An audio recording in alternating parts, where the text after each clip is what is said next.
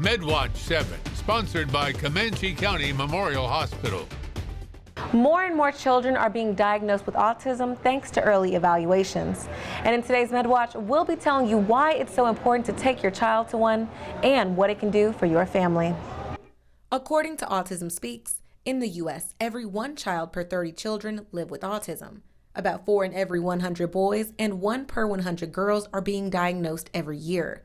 But what is autism? Well, there's not a definite answer. In fact, every case can be entirely different. Autism is a developmental disorder that impacts a person's ability to communicate and socialize, and there's a wide spectrum that can go from high functioning to low functioning.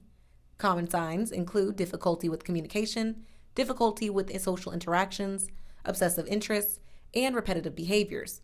But all because your child is experiencing these issues does not always mean they're autistic.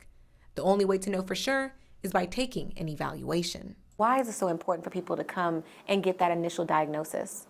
Early diagnosis is key so that you can start with intervention.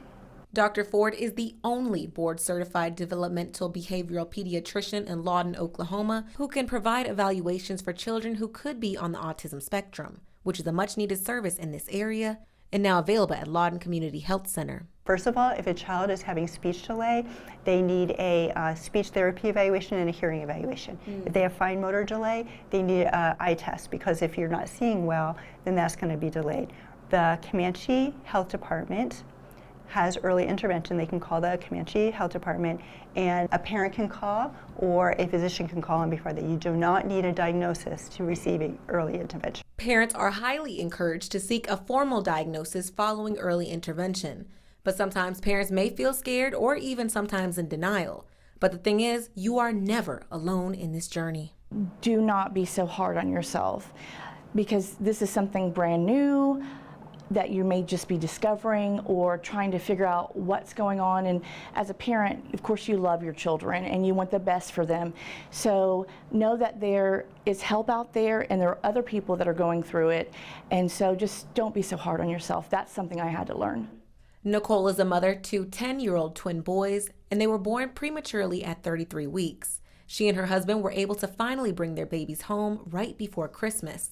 And like any mother, Nicole was watching her little ones' every move. So, of course, you know, you're sleep deprived, you've got these 2 little ones that you're like, what do I do now? And you're just doing the best you can. And so when they start to grow and develop, and you have 2 of them, I'm noticing there's a difference, there's a change. Probably like 12 months, I noticed that Tanner was a little bit withdrawn, wasn't answering or responding to us when we'd call his name. And so there were some things that I noticed that Taylor was doing that Tanner was no longer doing. So that kind of cued me in to say, what's going on? Thanks to her question, she immediately turned to her friends and local resources like Sooner Start that were available at the time.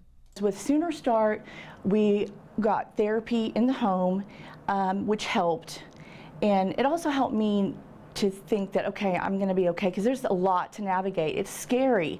You feel, what can I do? What I do wrong? You know, you start to blame yourself, and you start to get depressed. But don't do that, because it's a lot to navigate through. And there are other moms and dads out there, and I've gotten connected with a lot of them that are going through similar situations. Nicole and Dr. Ford both agreed that the earlier you take your child in for an evaluation, the better you can help your child get the right resources they need to develop and thrive. For those looking to get an evaluation from Dr. Ford, she says your child's pediatrician or provider can get them a referral to schedule an appointment. Currently, she is accepting toddlers and preschoolers. And for parents with children who may have already had a diagnosis, there are support groups for parents to lean on one another. And remember, there's nothing to fix with your child, but it's something to help be the best version that they can be with the resources available. For MedWatch 7, I'm Alexis Young.